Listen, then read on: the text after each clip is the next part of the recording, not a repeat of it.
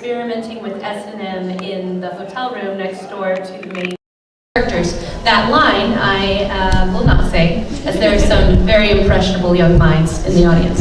But it was funny. If you haven't seen the show Shin-Chan, you should watch it. It's very funny. It's a delight. And you can hear my really poor Australian grandmother voice. Okay, and the second part is, could you do a Sahara line from Heaven's Lost Property? I would love to. Which line would you prefer? A super funny one. A super funny one. Any of them. I should note that I recorded that show over 7 years ago. And I remember I have a very limited memory of things that I've done over the course of, because sometimes as adults we partake in things that make us not remember things from 7 years ago, which is not. Let's try.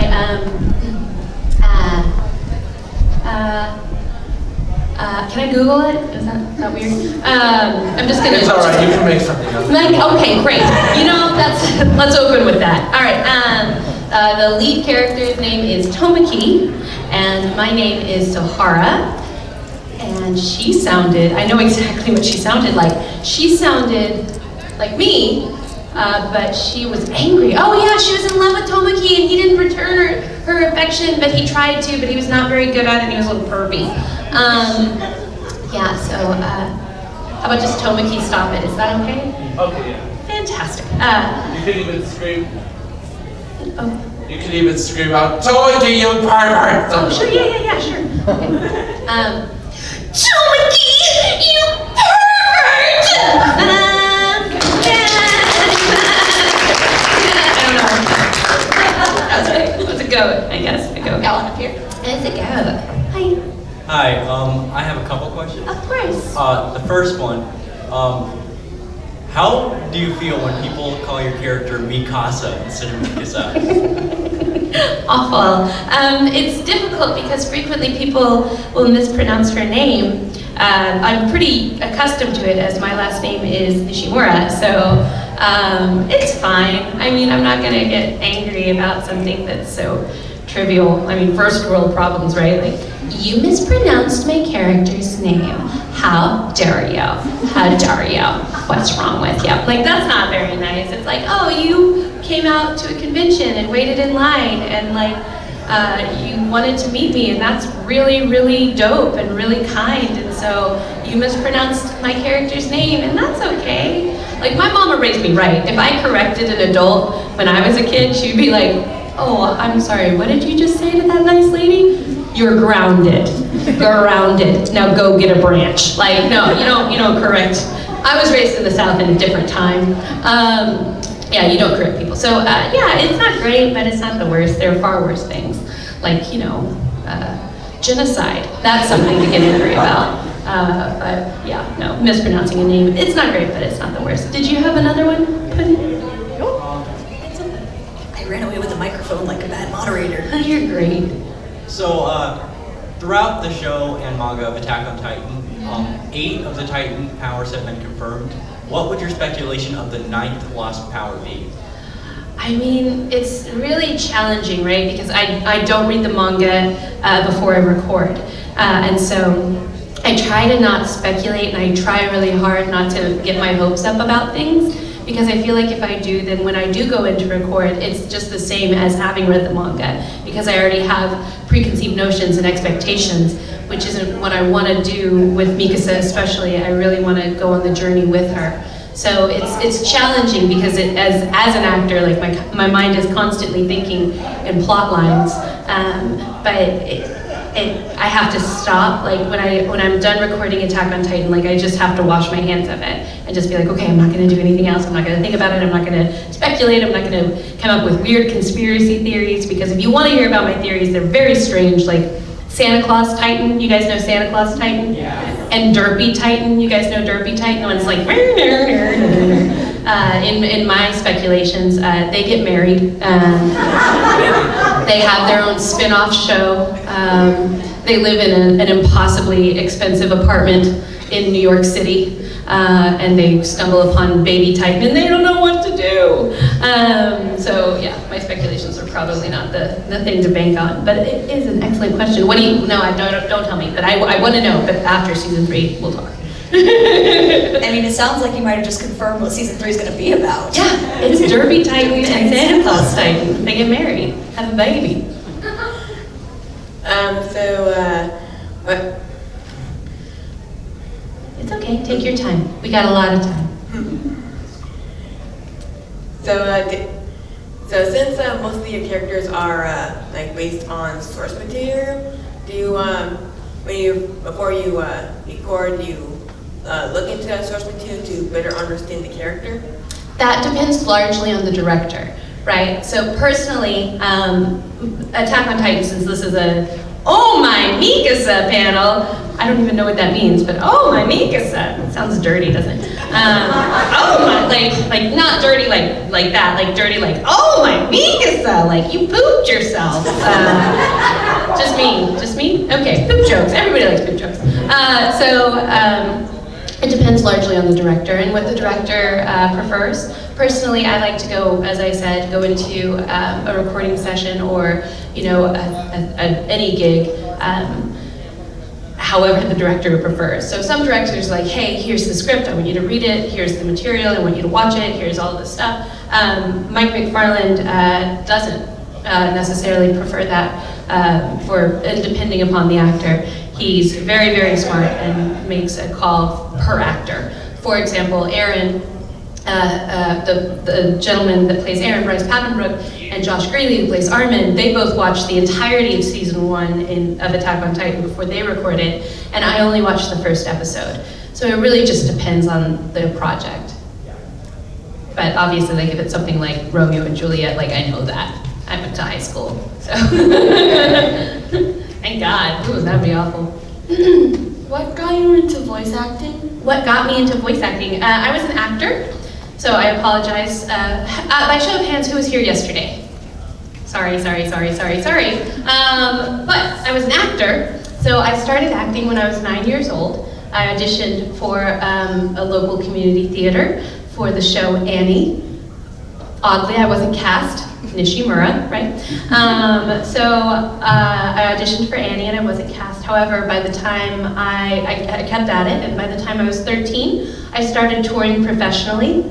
And then I was in college, and I was broke, because that's your job in college, to be broke, and I was good at it. And I was gonna be a lawyer. I was gonna go to law school, and so I was at my undergrad school, and a friend of mine from my hometown was an audio engineer at Funimation. He was like, hey Trina, you should come out and audition for this project. And I was like, Jimmy, I'm not doing that. I'm gonna be a lawyer. I'm gonna be a grown-up. I'm gonna pay my bills. I'm gonna have a 401k. I'm broke right now. He was like, it pays. I was like, when is it? And then I auditioned for a show called Desert Punk. And I was cast, thank God, because I would have made the worst lawyer. I do not have the attention span for that. But yeah, so that's how I got started. Are you an aspiring voice actor? That's awesome, well congratulations. One of the most frequently asked questions I get is, how did I become a voice actor? And the second most frequent is, how can you become a voice actor? Is there anybody in this room, by a round of applause, that would like to know how to do that? Yes, all right. So the first thing I would have to say is there is no one way. There is no guaranteed formula that will make you a successful actor. There are certain tips and there are certain things that you can do in order to become a voice actor. But my number one thing is that if you look at your life, if you look at the span of your life, I knew at the age of 9 that I wanted to be an actor, which is crazy town, right? To know at 9 what you want to do the rest of your life. Like when I was in first grade and started writing in journals, my mom's like, oh yeah, remember when you were like, I want to be an actor at 5? So if this is the only thing, like the only profession and the only job and the only thing you can possibly see yourself doing, the only thing that will ever make you happy, then do you, man. And there is nobody in the whole wide world that will be able to stop you. Because if that's really what is in your heart and that's really what you want, then you'll figure out a way to make it happen. But if there's anything else, like anything else?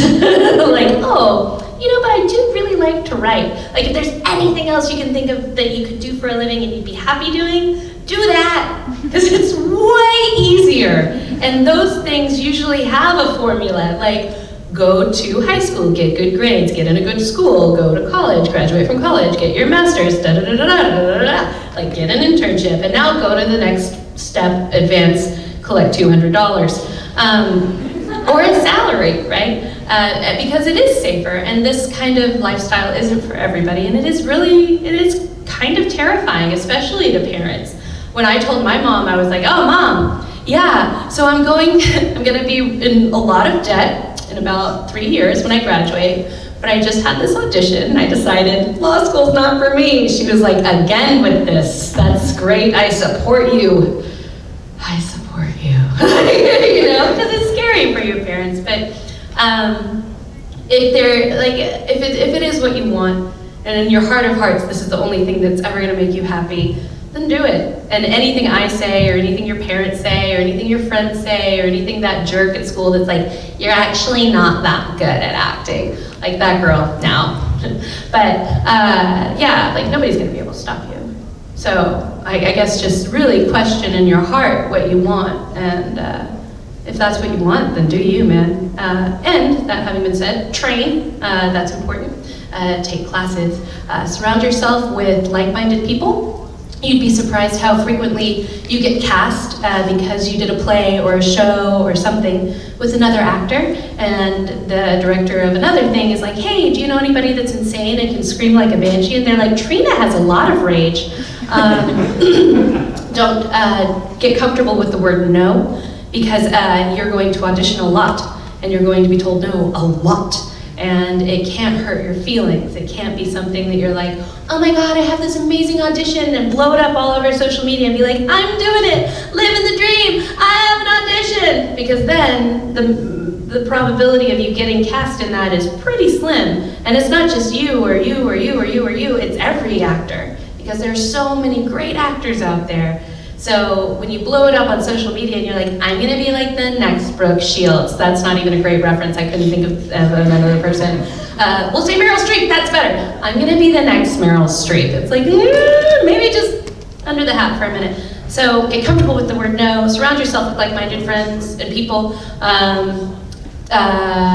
Train, take in as much art as you can, whether that's a band that's awful, or a play that's crazy, or some weird experimental dance. Like, just go and see stuff and expose yourself to art. Go to museums and go to things that make you uncomfortable, and just try and experience as much as you can, because the more experiences you have, the more you have to draw on when you do perform.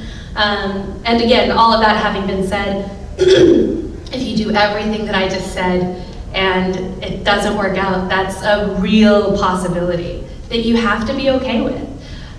So having something like a college degree is so important, is so, so important, so that you do have something that you can do, and going to college is so important, and experiencing all the weird stuff that happens in college. Like the material, the comedic material you can get from living in a dorm, golden, just golden, and kind of smelly. All right, next question. Oh, there we go. Just had to turn my head slightly, turn back, 5 people had their hands up. So we kind of heard from Josh in this panel about how he felt with Attack on Titan Junior High. How do you feel about that versus normal Attack on Titan? I loved Attack on Titan Junior High. It was such a fun reimagining of the world and of the series, and I loved I loved that it was something I could show my friends, like my friends' kids. When they're like, "Oh, are you a cartoon character?" I'm like, "I am." And they're like, "Where?" And it's like, "You can't watch it. You're too little." And it's like, "I can watch anything. My life is over, Mom. Auntie Trina hates me." But being able to be like, "Look, Attack on Titan, Junior High." And then they can see it. I really loved it. I thought it was such a fun show, and it was just neat to be able to revisit Mikasa and that world, or another world, or version of the world, in between waiting for season 2, because that wait was so long. So just being able to kind of get back into it was really fun. I love it. I also love Connie. Connie's my favorite character in that series. Just like all his little songs and everything. He's so cute. I love him. I don't know what that is. Like making this weird goat noise. It's beautiful. Oh, thanks, man. Thanks. I know there are other hands, but they all went down, so I Well, don't this know little where one that- right here has a question. What did you think of the Attack on Titan live action movie? Ooh. Have you seen the Attack on Titan live action movie? You've seen part one. So we at Funimation actually dubbed Attack on Titan for the first and second live action movie, and I thought it was very different than the, oh, she's already laughing. I thought it was very different than the actual series, but I also thought it was really cool, right? So we had 4 years in between season 1 and season 2. And in that 4 years, they made 2 full-length feature films with actors, and they made another series, Attack on Titan Junior High, and they built an entire theme park in Japan. So like they were busy, you know? But the movie itself is a kaiju movie, which is like a monster movie, like Godzilla, right? Where there's like, and then people are like, no, yeah, you know? So if you want to see a silly monster movie, if you want to see something that's like crazy and weird and like, oh no, there's a giant titan, like yeah, great movie, man, do it. But it's not going to be exactly the same as the cartoon. The anime, as it stands as an art form, as an avenue or a vehicle for showcasing various different plot lines and storylines and things like that, is very specific, and I think it's really special. That there are certain things that people that like anime or watch anime understand that other people don't. Not to talk trash on people that don't like anime, but I'm talking trash about people that don't like anime. I love anime for a myriad of reasons, but personally, I think that, like with Attack on Titan, for instance, like the animated one, I think that there's something really special about the show that brings people to it, not just anime fans, but people outside of anime fans, right? Because there are these giant monsters, right? These giant monsters that are just attacking people for no reason. Like they're eating people and attacking people and destroying things for no reason. And like, while we don't have to worry about that, like we don't have to worry about a giant naked genitalless monster ripping the roof off of the building and eating us like popcorn, everybody has a Titan, right? Like everybody has something in their life that's hard or something that's scary or something that's insurmountable. And maybe it's a bully at school, or maybe it's, you know, food insecurity or sickness or, you know, trouble with your mom and dad or any number of things that are hard to deal with and seem like scary monsters. But these kids in this show, despite all odds, go out and they fight these titans and these monsters, and I think that it's a very real parallel to what kids today and people today go through. That it inspires people to go out and fight these monsters, and I think that that's really neat, and not at all the question you asked, but I think it's really cool, and I think that there are a lot of other social issues that anime addresses that regular cartoons just don't. Like, again, within Attack on Titan, there are socioeconomic issues. Attack on Titan came out 3 years ago. 3 years ago, economically, America was just coming out of one of the worst, recessions in our history. And we were talking about the 1%, and we were talking about, inequality between healthcare and the fact that people can't even afford to eat, while other people who are making billions of dollars are claiming bankruptcy and not paying taxes, and that's a problem. And within Attack on Titan, in the inner wall that is the most safe, there are the wealthiest people. And that's something that you don't see addressed in Family Guy in a way that's real and tangible and heartbreaking. And anime does that. Anime takes these difficult and hard hitting issues and it faces them and puts them into a tangible thing where we as a community, as an anime community, or as as a human race, can look at this art and say, this is a reflection of where we are, and that's wrong. So, soapbox over. Back to the fart jokes. Anybody? Thank you. Impassioned speech, little red, Asian hot face, it happens. Do you get to travel around the US as a voice actor? I do. I am very, very fortunate. Whenever I do travel, it's usually for conventions, and every time I get on the plane, I'm like, I wonder if I'm gonna get there and they'd be like, "Ooh, wrong Trina," you know?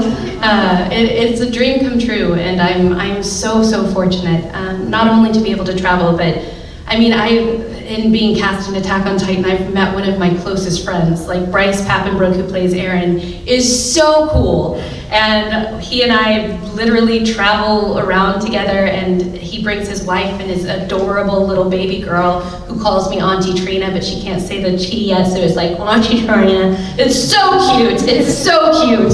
I buy her all of the things, and I plan on doing that for a long time. And just give her like espresso and a puppy and be like, here you go. We had a great day.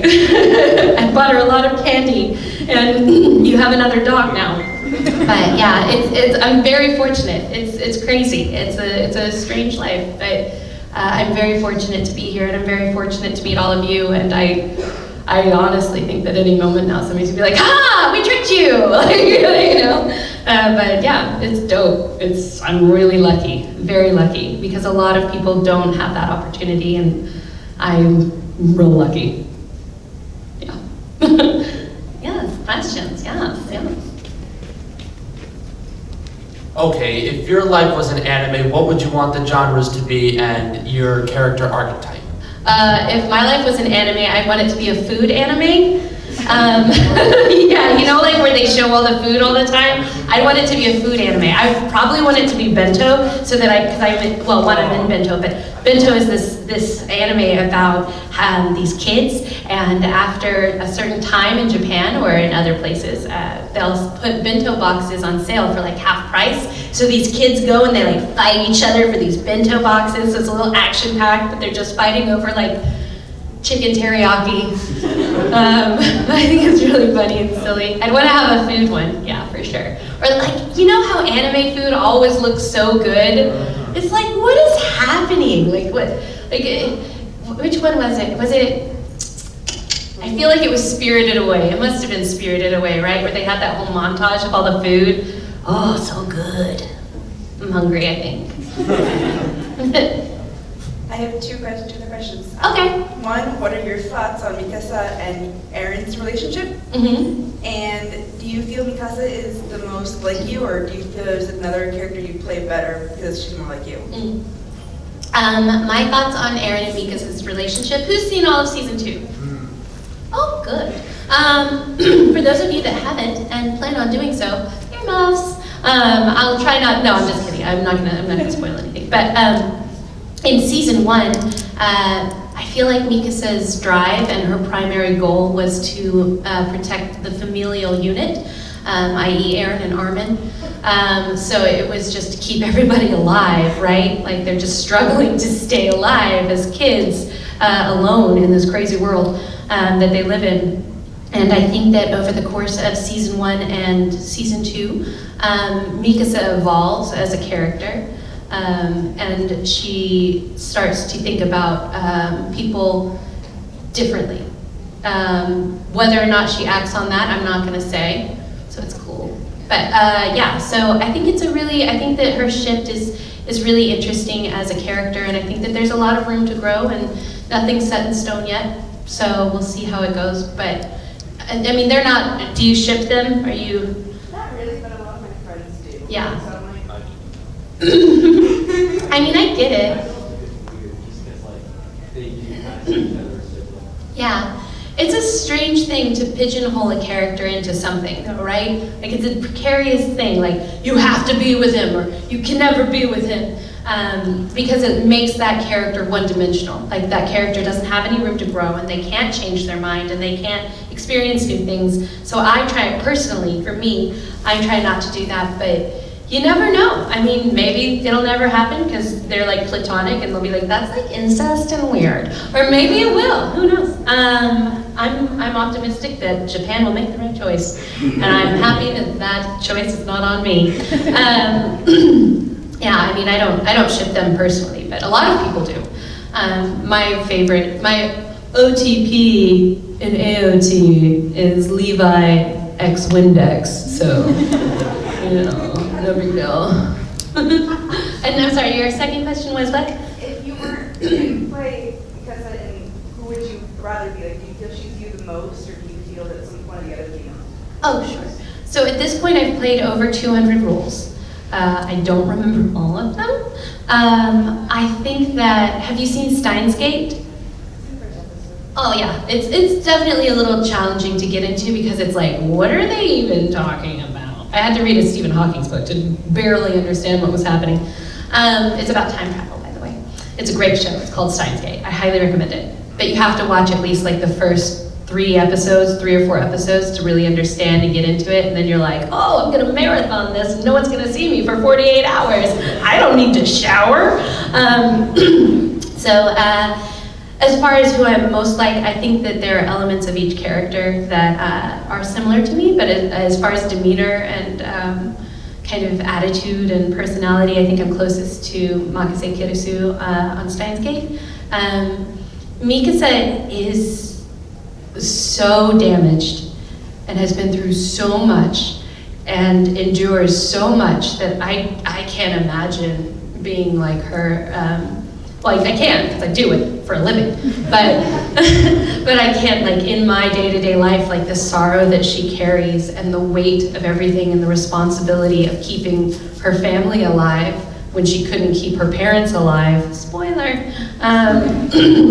It's a lot. It's a lot, especially for such a young girl to have on her shoulders from the age of what, like 12? Like that's a lot. That's messed up.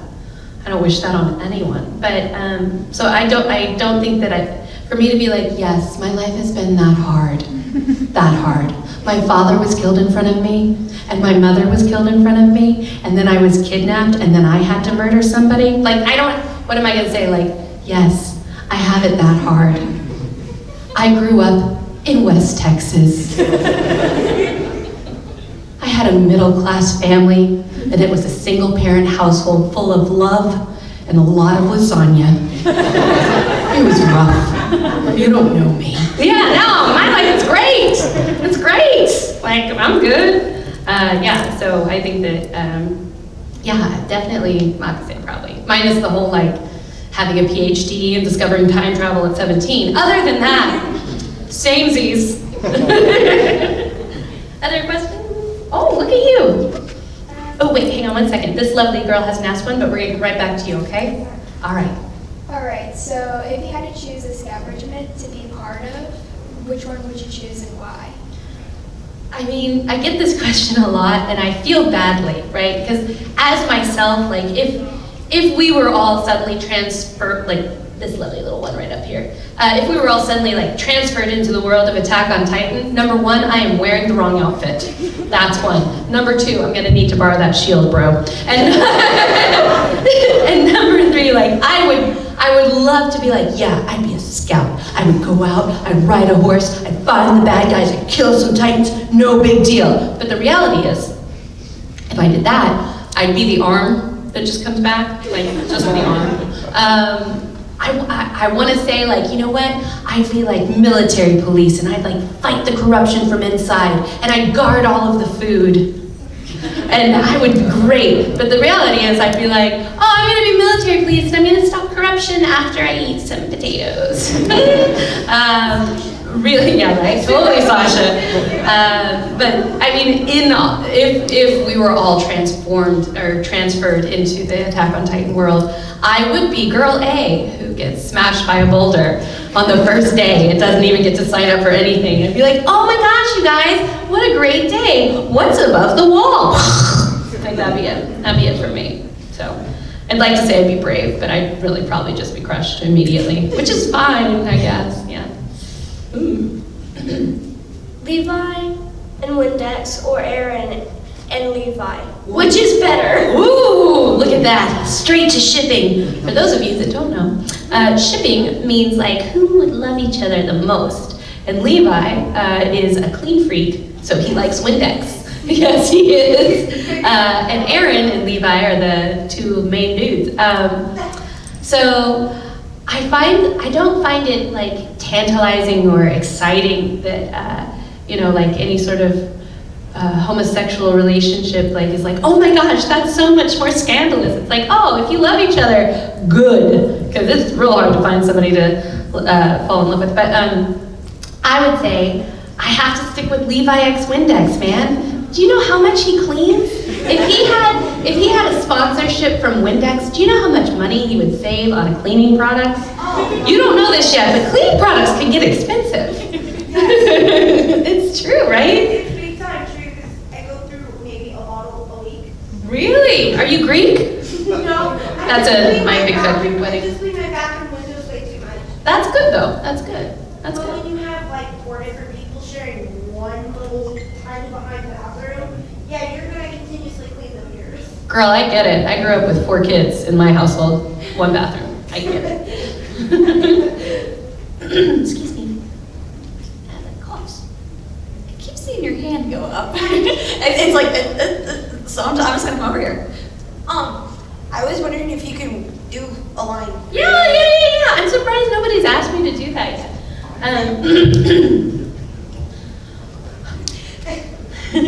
Sorry. No, she's very serious. I can do it. I'm strong. Real strong. None of you come close. I am a warrior. That's it. She's very angry. She always looks like she's gonna poop. She has like a vein coming out of her head. Hey, Bud Pop. If you had the choice, would you have the Titan Shifter's powers? If I had the choice to be a shifter or not, no, yes, maybe. And if so, which Titan would I choose? I mean, yeah, you want to say armored, of course you want to say armored, but I think I'm gonna have to say, man, I don't want to be a Titan, I don't want to eat people, but most of the shifters don't eat people, so there's that.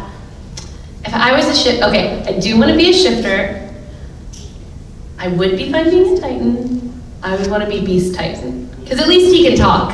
You know, I mean, I'd have to get like some serious laser hair removal, but I'm fine with that. Fine with that. Yeah, that is true. I don't know, man. I don't know. You gotta think about that one. All right. What was the turning point in your career? The turning point for what? For your voice acting career? Well, I don't know what that means, but I'm gonna just kind of presume that you mean like a turning point, like I was like, yeah, I made it! Huh? Oh, yeah. Okay, sure. He's like, sure, that's not what I meant at all. I don't know that I've had a turning point. I don't know that I've had like something that's like, oh my God, I am so famous right now, you don't even know my name, okay? Everybody else does, but you don't know my name. I don't know what this was. I don't view my career that way, and I try not to view my life that way. In general, I try to look at my life in the present and kind of plan for the future, because that's important. 401k, kids, real thing. I try to look at what's happening now and where I am in the moment. And I just don't look at my life that way and say like, oh yeah, I finally made it. I've turned a corner. I'm successful now. Like, I don't think that a job makes you successful. I don't think a career makes you successful. I think the person you are and the people around you are what make you happy and successful. So I try and focus on that. Now, if you want to talk about turning a corner in that, I can talk about that all day. I dated this guy. No, you don't want to hear about him, trust me. But yeah, no, I think I don't know that I've turned a corner. I don't know that I'll ever turn a corner. I know that I'm happy with the person that I am. And for me, that's enough. I feel like God is talking to me. Like The music just came on and a crescendo, and it's like, you're right, Trina. I'm gonna go with that. That was a very anime moment just now. Wasn't it? Like super intense speech, and then all of a sudden, Good part from you to buy. So I actually have 2 questions. Number 1. What would be your favorite roles as a voice actress? My favorite roles that I've been cast in, or in general? In general. Or just like my favorite bread? Because we can talk about that all day. Favorite cast. Okay, yeah. Girl. My favorite, all of them, you know, they're all really important to me. Even like Girl A or like that school teacher or whatever. They've all been really beneficial to making me who I am and helping me through my weird life. So I love all of them. And I don't want to pick just one because that's douchey. Like, oh, you were more important than you. And I know they're not real people. Like, I know that. Didn't count, so all of them is pretty good. Number 2. Do you have any tricks that you use for your characters? Do I have any tricks that I use for my characters? Yes, I have lots of tricks. There is a show called Never Girl Online. Has anyone seen that show? Nope. All right. Well, there's that girl was really anxious all the time, like super high energy. And so whenever I would record for her in order to find the voice, whenever I went into the booth, I'd go like really hard because she was so excited all the time. I loved her, but I also had a lot of nervous energy every time I went into the booth. So I'd go in with my hair down and I'd come out with like tons and tons of braids. And the director would be like, how many Red Bulls did you have before you got here? I'm like, 8! Like, so yeah, that's a good trick. Red Bulls or tea. I drink a lot of iced tea. Yeah, so tricks. First, can I give you this? Oh my God, thank you. That's beautiful. Thank you. Dang, dude, I can only draw like a stick figure. This is beautiful. Thank you so much. And is there like any kind of warm-ups that you do before you act? Yes, I do vocal warm-ups, tongue twisters, vocal warm-ups. I usually hum in the shower because humming is actually a really great vocal warm-up, and being in the shower is awesome for your vocal cords. So before I go into a session, like I usually try and schedule them in the morning, so after I go to the gym, because I'm a grown-up, cholesterol, that's a thing, 401k, cholesterol, stay in school, don't do drugs. We good? Very informative. So yeah, I do tongue twisters, I sing a lot. Depending on the character, dictates the song or the artist that I sing to in the car while I drive. These lovely ones have been trying to, there we go. Yeah, gotta keep them hands up. Thank you. When did you decide to become a voice actor? Like, what made you decide? I was broke in college. It's true. I was an actor, so you missed this part, but I was an actor when I was a kid. Was an actor the whole time, went to college, I was gonna be a grown-up, gonna be a lawyer, it didn't work out, super broke. They were like, hey, do you want to audition? I was like, yeah, I'm really, really hungry and I need to pay my rent. I auditioned, and I was like, oh, I don't know why I'd be a lawyer, that's a horrible idea, and then here we are now. I'm kind of new to the fandom and all that Welcome. stuff. So, for a person that is now just watching the anime and all that, what is it like your tips, like becoming like a true good fan of the fandom? True good fan of the fandom. I think that that's up to you, man. Like, I don't want to dictate how you enjoy art. Like, if you want to do you, like, do you. If you want to watch stuff, watch it. If you don't like a certain genre or type of anime, don't watch it. Like, do whatever you want to do, whatever makes you happy. It's not up to me to judge your life. And, you know, it's like, don't be mean to other people. That's nice. Don't troll. That's nice. Outside of that, man, do you. Get it. Get crazy. Get weird. Watch weird anime. Watch happy anime. Watch sad anime. Watch battle anime. Watch food anime. I'm really hungry. Thank you. Since becoming a voice actor, what is a memorable or epic moment that's happened to you? A memorable or epic moment that's happened to me since becoming a voice actor. So I'm half Japanese. My family was interned during World War II. Internment is a thing that happened during World War II because of xenophobia. Xenophobia means that people were afraid of people like my family because we were originally from Japan and we looked different, right? So during World War II, there were two fronts, the Pacific Front, and it doesn't matter. Xenophobia happened, sometimes America sucks. Not all the time, just sometimes. So my family was interned, which means that everything was taken away from them.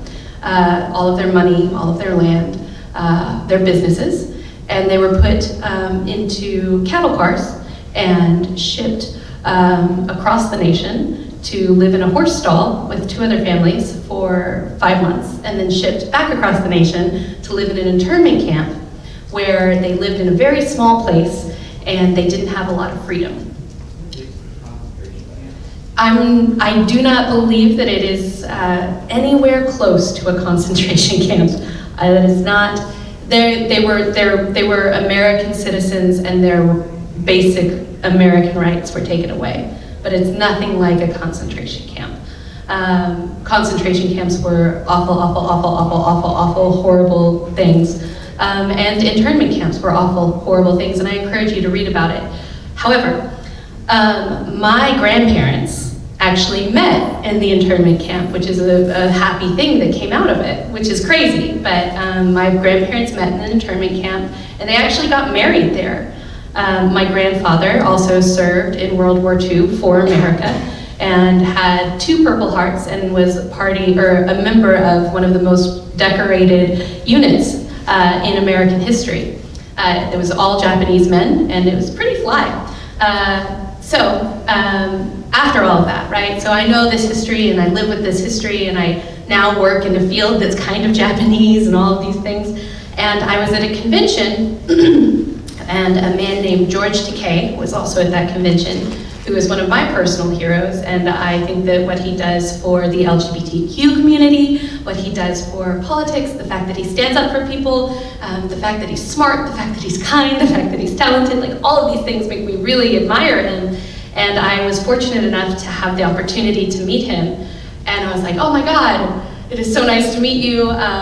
You know, I think that you're so brilliant, and I think that you're so amazing, and we ended up talking, and it turns out he was interned at the same camp that my family was interned at, which is crazy, right? And so he and I were talking about it, and like he got teary and I got teary, and like we're having this really amazing moment. He's like, listen, I'm producing this musical about Japanese internment in America, and I want you to come to it.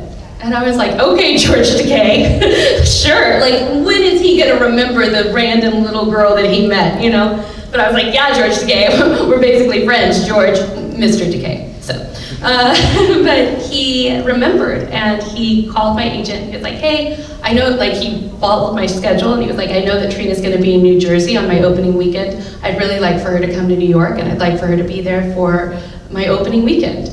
And I went to New York to see George Takei perform his musical Allegiance, which if you have not seen it, it is amazing and breathtaking and wonderful. I watched him perform Allegiance, and after the show, he was like, come backstage. So I went backstage, and I was just standing there, and I was like, I feel like at any moment, like somebody's gonna be like, you're not supposed to be here, you know? And he just came up to me, and like he passed through the entire crowd and came directly to me, like tears streaming down his face, and he was like, I told our story. And it was just amazing. I'm sorry. It was really, really cool, and he's such a good person. And that was hands down one of the most amazing moments of my life. So if you stop, somebody else should ask a question. Well, actually, we only have about 5 minutes left, so if Wonderful. anyone's been stewing on their questions. Please ask a funny question. I have poop jokes. Do you know why you can't see elephants hiding in trees? I don't know. Because they're good at it. That's awesome, thank you. You were mentioning music earlier when talking about your characters, so Yes. I was wondering if there's any song that you've listened to recently that kind of fits Mikasa. Any song that I've listened to that fits Mikasa's personality? Let's see. Oh, that's a good question. I'm gonna have to tweet you on that. I'm gonna have to think about that because I feel like it's a really important question. I wanna to think about it. I want to really commit some time to it. Are we friends on Twitter? Or not, you can't be friends on Twitter. Are you on Twitter? Yes, I will follow you. Please send me the question so that I can reply back to you. But I'm going to reply before the end of this convention, okay? I'm sorry I cried, but I didn't mean to like bring the room down. It's like, oh, we're having so much fun, and then she cried. 2 questions. Yes, ma'am. One, what do you think about the manga to anime transition? I think it's dope. No, I do. I really do. I think it's a really interesting. I think it's a really interesting thing that happens, and that you know has also helped you know boost comic book culture and like movies and stuff like that. Like it's a really awesome template, and I think that when people stay true to the manga, like it really affects the story in such a positive way, and it's really cool. Like it's just dope, and I think those people are wizards. Wizards. And 2. Yes. What is your reaction when you see people cosplaying Mikasa? I think it's so nice. It's again like one of those moments where it's like, that's me! I'm you! We're friends! And they're like, who are you? Oh no, it's cool. It's fine. I'm a voice. You don't know my face. That's fine. Like, yeah, I think it's really neat, and I feel really honored. Just honored. Yes. Aside from things you've voiced in, what are your favorite recent animes?